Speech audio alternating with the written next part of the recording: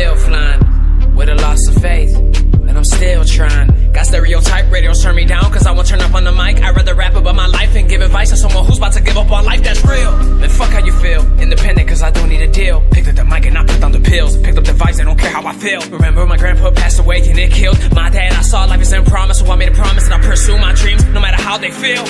They said that I can't, took out the T and to a T I killed it. Made sacrifices, always working OT. When they callin', I was feeling all eyes on me when I decided to step in the building. Fuck that radio music you listen to, I spit that real shit. In high school I was unpopular, never fit in with the cool kids. They were busy partying and making a bunch of excuses. I stood home building my craft, I had a dream I'm pursuing. It's hard to have these hopes and dreams, especially when I got